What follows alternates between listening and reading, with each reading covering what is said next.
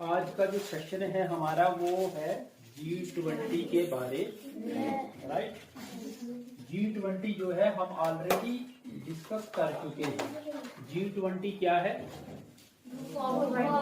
Group of 20 जिसमें 19 countries हैं plus एक यूरोपियन यूनियन है, राइट। यूरोपियन यूनियन जो है ये ऑलरेडी ये भी एक ग्रुप ऑफ कंट्रीज है। इसमें 27 कंट्रीज और प्लस 19 कंट्रीज। वो कौन कौन सी कंट्रीज हैं? Argentina, Argentina, Australia, Brazil, Indonesia, India, China, France, Germany, south Africa, USA, United kingdom, Republic of Korea, Japan, Saudi Arabia, etcetera and etcetera. तो इस तरीके से 19 कंट्रीज हैं और यूरोपियन यूनियन मतलब यूरोप की कंट्रीज, ठीक है। जो आपने देखा है एशिया के बिल्कुल वो होता है यूरोप, राइट। अब ये जो कंट्रीज हैं ये मेजर इकोनॉमीज हैं वर्ल्ड की, मेजर इकोनॉमीज हैं, मेजर इकोनॉमीज।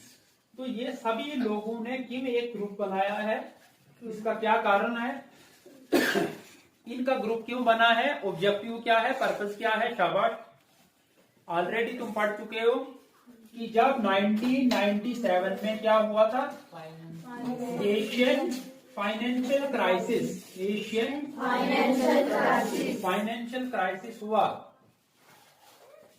और इस क्राइसिस को डील करने के लिए और फ्यूचर में ऐसे कोई क्राइसिस न हो उसके लिए G20 को एस्टेब्लिश किया गया, right.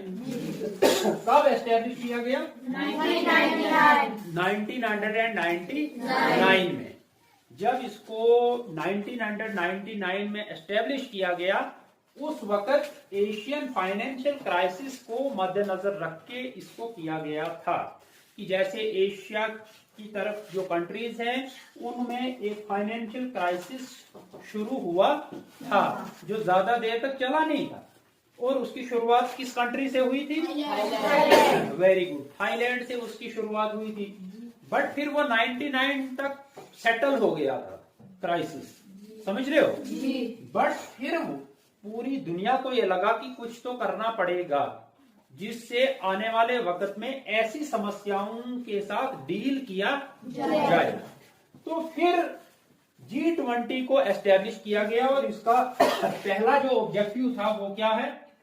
To deal with macroeconomic issues, deal with macro, हाँ जी, माइक्रो नहीं, macroeconomic. Macroeconomic means जो बड़े बड़े इश्यूज हों इकोनॉमी को लेकर, इकोनॉमी कहीं डिप हो रही है उसको वो चेक करेंगे, उस पर वो डिस्कस करेंगे, उस पर वो समिट्स करेंगे, मीटिंग्स करेंगे और फिर कोई डिसीजन किसी कंक्लूजन तक पहुंचेंगे कि वर्ल्ड मार्केट को, वर्ल्ड इकोनॉमी को कैसे मेंटेन रखा जाए। अच्छा, ये तो इसका एक ऑब्जेक्टिव हो गया, ये ठीक है। But on the other hand मैं बता रहा हूं आपको कि ये जो 19 कंट्रीज और यूरोपियन यूनियन है ये सभी मेजर इकोनॉमीज हैं। मेजर इकोनॉमीज हो गई जो इकोनॉमीज सबसे स्ट्रांग अमीर देश हैं, समझ रहे हो, इंडिया है ना। तो ये सभी देश इसके मेंबर्स हैं।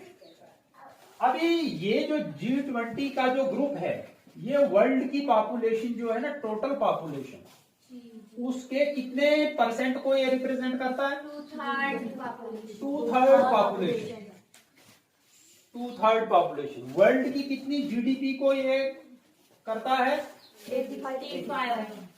जीडीपी जो है 85% ग्लोबल इकोनॉमी को ये रिप्रेजेंट करता है ये कंट्रीज। बाकी कंट्रीज के लिए सिर्फ 15% हिस्सा बचता है। And it is 75% of global trade. Global trade जो भी दुनिया में व्यापार होता है उसका 75% अकेली ये कंट्रीज करती है, क्योंकि मेजर इकोनॉमीज है। आया गया था ना, तो तब ये सिर्फ फाइनेंस मिनिस्टर और कौन होते थे? सेंट्रल बैंक के गवर्नर्स का एक प्लेटफॉर्म था शुरू में। It was a platform meant for the finance minister and central bank governors, right. But फिर क्या हुआ, 2007 में global economic issues, global economic crisis पैदा हुआ, जो सिर्फ एशिया में खतरा नहीं था, पूरी वर्ल्ड के लिए खतरा था कि पूरी वर्ल्ड की इकोनॉमी डिप हो सकती थी। तो उस वक्त G20 को it was upgraded to the level of heads of the government, heads of the government और heads of the states, heads of the governments and heads of the state। उसके बाद फिर heads of the government G20 में participate करने लगे। तब तक सिर्फ फाइनेंस मिनिस्टर्स पार्टिसिपेट करते थे और सेंट्रल बैंक के गवर्नर्स, राइट। नाम दिया गया, जब इसको हेड्स ऑफ द गवर्नमेंट्स के लिए रखा गया तो इसका नाम रखा गया premier forum for international economic cooperation.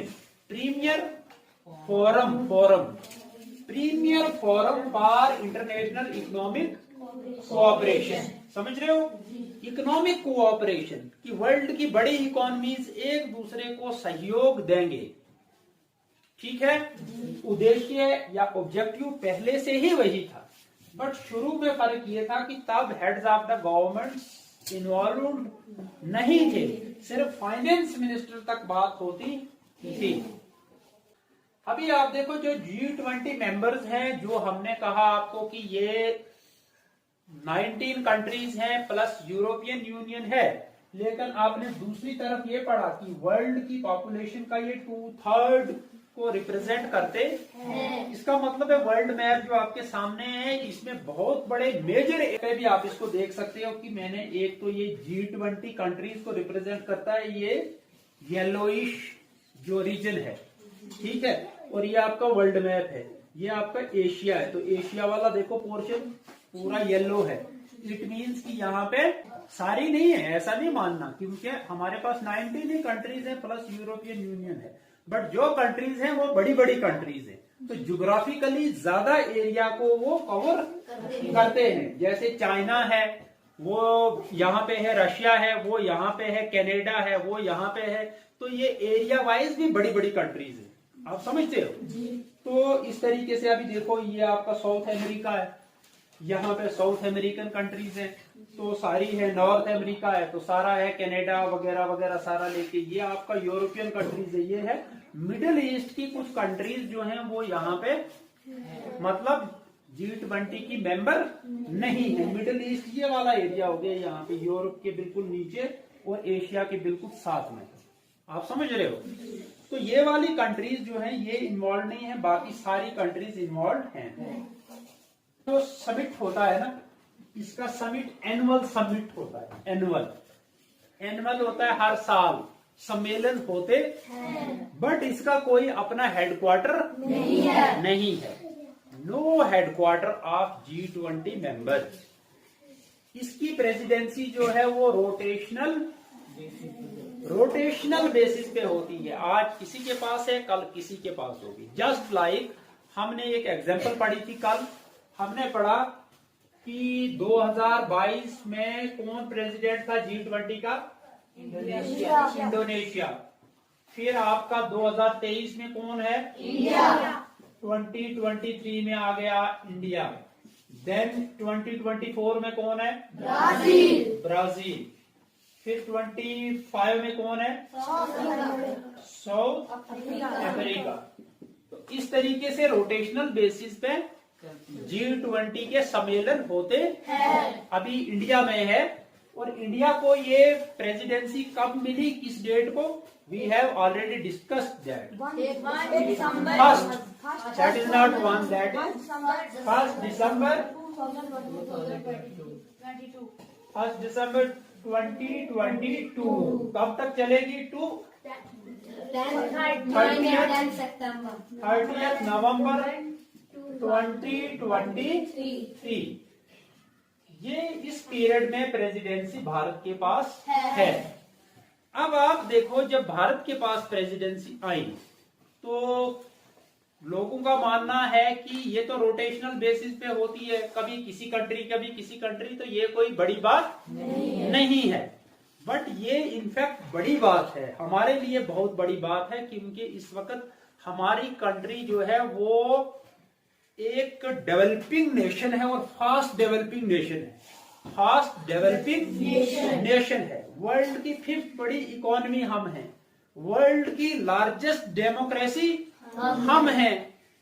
हमने अब टेक्नोलॉजी में भी अब हम जो है वो आगे बढ़ रहे हैं। तो आज हमको ये प्रेसिडेंसी मिलना बहुत बड़ी बात है। पूरी वर्ल्ड के साथ हमारे रिलेशंस इसके माध्यम से स्ट्रांग होंगे। ठीक है, देखो इसमें तो परमानेंट मेंबर्स 19 है ना, लेकिन जब इंडिया के पास G20 की प्रेसिडेंसी है तो इंडिया को ये अथॉरिटी है कि वो कुछ कंट्रीज को इनवाइट भी कर सकते हैं, और किए हैं। इंडिया ने बहुत सी कंट्रीज, अभी मैं बताऊंगा आपको किन किन कंट्रीज को इनवाइट किया है। जिन कंट्रीज को हमने इनवाइट किया उनसे हमारे रिलेशंस खराब होंगे कि अच्छे होंगे? तो इस वक्त पूरी दुनिया चलती है फॉरेन रिलेशंस पे, समझ रहे हो? जो हमारे बाकी कंट्रीज के साथ रिलेशंस हैं उनको कहते हैं फॉरेन रिलेशंस, फॉरेन अफेयर्स। तो ये एक बहुत बड़ी बात है कि इंडिया को G20 की प्रेसिडेंसी मिली। अब जब इंडिया को G20 की प्रेसिडेंसी मिली, ध्यान से देखना है कि इसका लोगो क्या रिप्रेजेंट करता है, क्या दिखाता है, क्या दर्शाता है। ये भारत में जो प्रेसिडेंसी मिली उसका लोगो है G20 का। यहाँ पे आप नोटिस कर रहे होंगे कि ये एक ग्रीन अर्थ है ना, फिर एक लोटस फ्लावर है, ठीक है, फिर नीचे भारत लिखा हुआ है, नीचे है वासुदेवाय कुटुंबकम, है one earth, one family, one future. तो इससे आप क्या समझते हो? जो वासुदेवाय कुटुंबकम है ये कहां से इंस्पायर होके लिया है? ये हमारे ग्रेट उपनिषद जो हैं वहां से इंस्पायर होके इस टर्म को लिया है।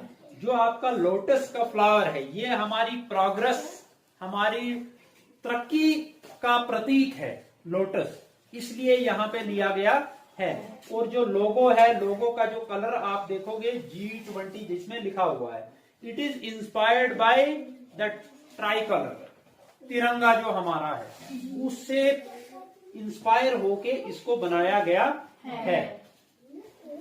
तो अब इससे क्या मैसेज हम देना चाहते हैं? इससे हम ये मैसेज देना चाहते हैं कि the earth reflects India's pro planet approach to life. समझ रहे हो? न सिर्फ इंसानों के लिए एक अच्छी लाइफ, बल्कि जितने भी ऑर्गेनिजम्स हैं इंक्लूडिंग द माइक्रो ऑर्गेनिजम्स, जितने भी जानदार हैं धरती पे, पेड़ पौधे, कीड़े मकोड़े, इंसान, कि पूरा प्लेनेट जो है उसकी खुशहाली, उसकी अच्छी हेल्थ हो, उसके लिए इस किस्म का लोगो, इस किस्म की थीम हमने ली है। और जो थीम का मतलब है one earth, one family and one future, that is कि सारी दुनिया जो है वो एक परिवार है। हमने देशों को अलग नहीं बांटना है कि वो धर्म के आधार पे या बाउंड्रीज के ज्योग्राफिकली, वो तो है अलग, तो है अलग कंट्री है, लेकिन इस वक्त दुनिया को एक ग्लोबल विलेज भी कहा जाता है। आपको बताया क्योंकि इसका कोई परमानेंट हेडक्वार्टर नहीं है। तो हमने लिखा ऑब्जेक्टिव, है ना? G20 का ऑब्जेक्टिव क्या है? क्या ऑब्जेक्टिव है? मैक्रो इकोनॉमिक इश्यूज को डील करना, मैक्रो इकोनॉमिक इश्यूज को डील करना। नंबर 2, शुरू में तो सिर्फ यही एक हमारा मेजर कंसर्न था, लेकिन फिर बाद में अब इसमें हमने एलाइड चीजों को भी देखना G20 ने फोकस करना शुरू किया है। उनमें क्या क्या चीजें आती हैं? Health, agriculture, environment,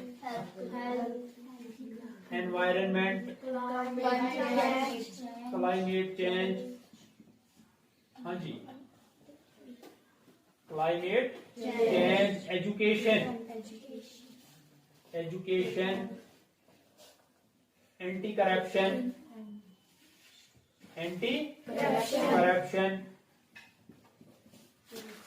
tourism. ठीक है जी, इन सभी पे फोकस करना शुरू किया। अब चूंकि G20 का कोई हेडक्वार्टर नहीं है, तो G20 कैसे काम करता है फिर? हाँ, बट क्या इसका तरीका क्या है? एक तो कि कहीं कोई ब्रेक ना लगे, उसके लिए एक इसमें मैकेनिज्म बनाया गया। उस मैकेनिज्म को बोलते हैं ट्रोइका। क्या कहते हैं? ट्रोइका में आप देखोगे कि 2022 था पहले, आज है 2023, आने वाला क्या है? 2024 है, राइट? तो 22 में क्या था? 22 में किसके पास था? इंडोनेशिया के पास। 23 में आ गया इंडिया के पास। प्रेसिडेंसी की बात कर रहा हूं।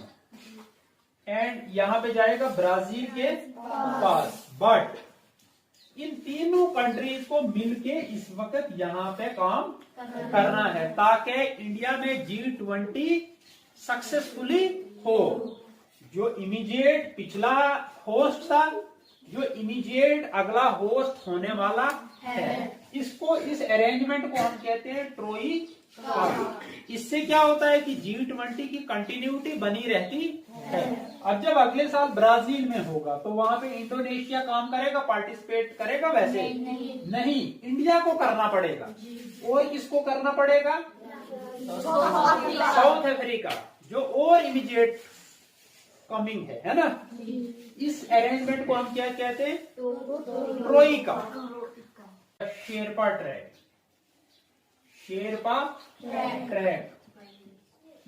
And the other is finance track. Sherpa track है, देखो, it is headed by Sherpa, who is the representative of the leader. ठीक है। और इनका फोकस एरियाज क्या होता है? इनको फोकस करना होता है सोशियो इकोनॉमिक इश्यूज पे।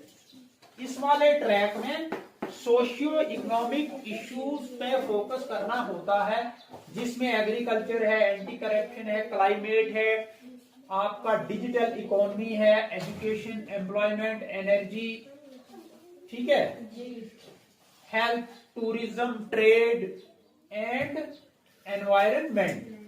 जो आपका ये वाला फाइनेंस वाला ट्रैक है, ये बाकी चीजों को नहीं देखते हैं, ये सिर्फ और सिर्फ फाइनेंस को ही देखते हैं।